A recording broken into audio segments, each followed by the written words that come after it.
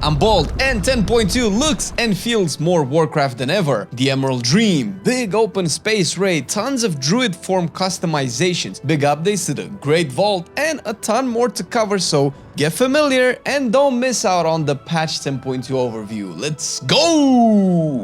We all know we're going to the Emerald Dream, well, a section of it, and the zone is amazing, feeling like a great addition after staying in a cave for all this time. Big open spaces, lush forests with, your typical Druid vibes all around make this place a lot more Warcraft, and this will resonate with a lot of players, no doubt. I mean, we've been asking for the Emerald Dream for years now, and let's not forget that it was in the game files back in WoW Alpha, but it never got finished. Now remember, this is a part of the Emerald Dream, not the whole thing, but man, does it do it justice. Apart from its stunning nature, druidic visuals, the place is filled with quests, rares, events, and speaking of, in a sense, we'll have 3 new world events: Superbloom, Emerald Frenzy, and Emerald Bounty, all packed up as a sort of a 3-in-1 event, as one follows after the other, and all 3 are connected. Firstly, Superbloom. This event starts every hour, and you get different objectives to finish around Mr. Sprouse Crown, a giant ancient that needs to make sure he cultivates lots of plants around the Amirdrassil, the new world tree. In a way, the Superbloom event is similar to the Time Rifts in the sense that while many players will be in the same zone of the event, the objectives they get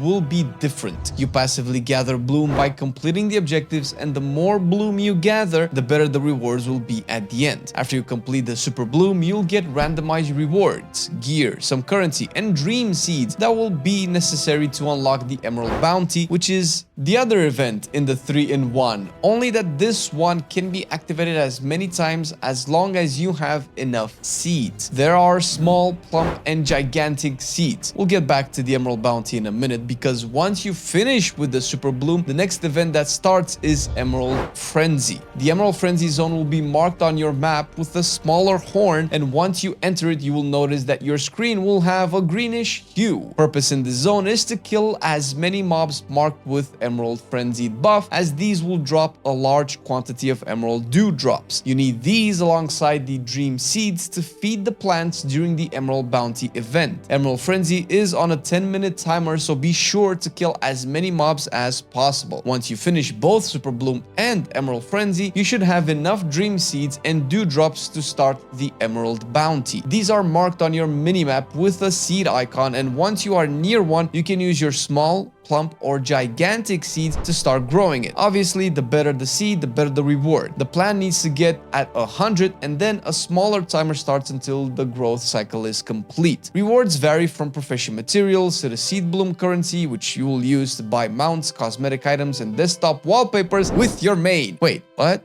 Yeah, you can get one of these beauties by becoming a patron for MarcelianOnline. Be sure to check the link in the description or pinned comment to get access to bloopers, behind the scenes videos, early access videos, and much more. Patreon.com/MarcelianOnline. Now we have new renown to complete, ladies and gentlemen. It's the Dreamwardens, with all the nice folk in the Emerald Dream. Dryads, Druids, Rune Bears, Keepers, and Green Dragons, obviously. You will find multiple quests and dailies from all of them with rewards you are already accustomed to: mounts, cosmetics, Faerie dragon customizations, etc, etc. They will also provide you with more and more proficiency for the event, having you get more blooms, dream seeds, and some flight stones and crests once you get past Renown 4. You can also get the Dreambound Augment rune, very handy for progressing, but you do have to reach Renown 18 with the Dreamwardens. A brand new world boss is also in play. Aurostor the Hibernating is a big stony bear. You need to beat up and have him go back and rest, dropping you some sweet 441 gear with a chance to also drop the Mark of the Hibernating Rune Bear in case you're playing Guardian. Maybe you want this kick-ass form for your bear. Flying through the Dragonflight on normal mounts will be a thing in 10.2, but come on now, who the fuck wants to fly at the speed of a disoriented snail? Anyway, the Dragonflight's Pathfinder achievement is the way you unlock regular flying, and if you played any decent amount of time in Dragonflight, you should have most of the sub-achievements done.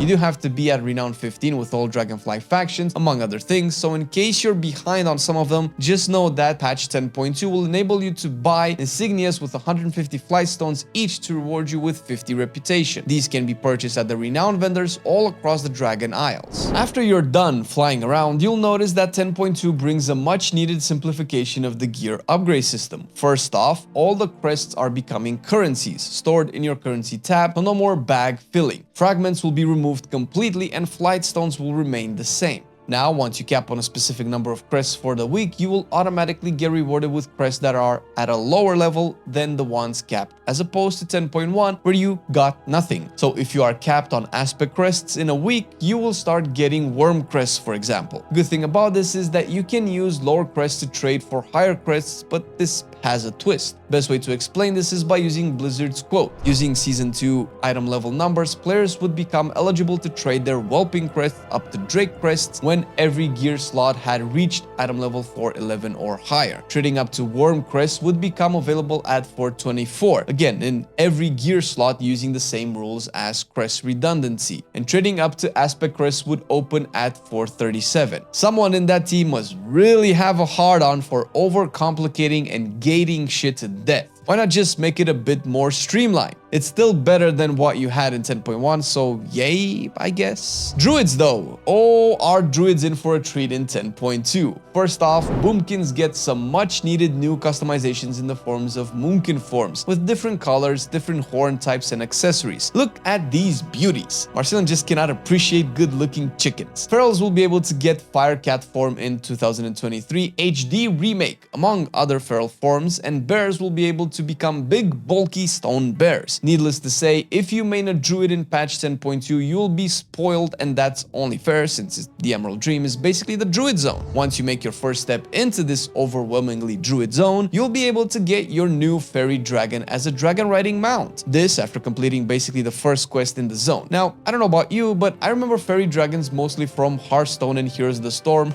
Brightwing, anyone? Well, this is one big-ass Faerie dragon, and it also comes with its own customizations. Most of these are awarded through the Renown with the Dreamwardens and are pretty simple, with options to add fins to your back or neck, changing colors, changing the snout, and so on. We could potentially see some more additions to customizing the Faerie dragon in patch 10.2.5 in the future, but for now, this is all we get. If you missed the Grotto Netherdrake at the trading post back in July, you can now get the mount in 10.2 after you complete the side quest Misfit Dragons, which starts off with Rathian. This is a dragon riding mount and also comes with its own customizations, plus it's a Netherdrake. You know you want it. But hey, new patch also comes with new class changes and reworks. Rogues and Demon Hunters received big overhauls, and we have videos going into details on all of them. You can watch them after you finish this one. They are all linked in the description. There are also tons of class changes which we'll not get into here, but again, after you finish this, there are links in the description with all of the changes. One major thing to note is that the healers will have a lot of their AoE healing tuned down. They will get spot healing buffed though, while mana regen is getting nerfed across the board. Tuning for classes is still undergoing and will probably go on even after the patch is out, so take all of the latest info on the matter with a pinch of salt. And all of these are in perfect symbiosis for getting into Season 3 of Mythic Plus, which will be live 1 week after the patch drop, so on November the 14th for US and the 15th for EU. We were hoping for some updates on the affixes, but sadly nothing changed there, so get ready for the new Mythic Plus dungeons coming. Dawn of the Infinite split into two separate dungeons, Galakron's Fall and Murazon's Rise. Back from BFA, we're getting a Taldazar and Waycrest Manor. Some Legion dungeons are also making it into the pool with Blackrook Hold and Darkheart Thicket, with the latest two being the Everbloom from Warlords of Draenor and Throne of the Tides from Cataclysm, the latter packing some nice changes to what we remember from back in Cata. The jelly elevator that took forever to come down was replaced with a bubble that you just click and get to the upper floor. Lots of trash mobs have been reworked, all bosses have new animations, the mind control boss can no longer be skipped, and the last boss is now an actual boss, like animated and hitting you, which also has some new mechanics, some of which are quite deadly.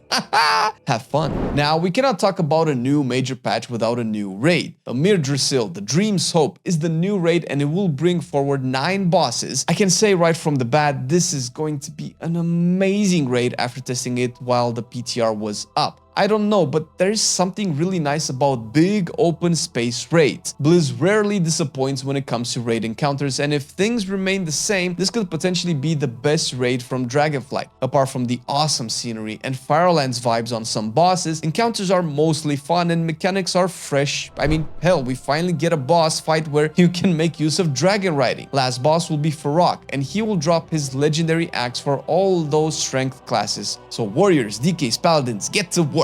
Be advised though, we still don't know what the type of effect this axe has, just hope it won't be another boring stat stick. Defeating Faerie on Mythic will award you with Amirdrassil, a brand new dragon riding mount, which is not a dragon, but a new fiery owl. And if you happen to be a druid, you also unlock the same model as a travel form. God, druids have it good this patch. But listen, it's not all about raiders and Mythic Plus pushers, because now the vault will include all of the dungeons done on your character, and yes, this will include heroic, time walking, and Mythic 0 dungeons as well. If you just run those, rejoice! You will also have a chance at a nice piece of loot on reset day, and all items are pulled from the current Mythic Plus pool, only scaled down to the appropriate item level. Yeah, I know the rewards are not the most exciting, and you can watch this video where we go knee deep into the problems of current day's rewards in WoW and how they can make them great again.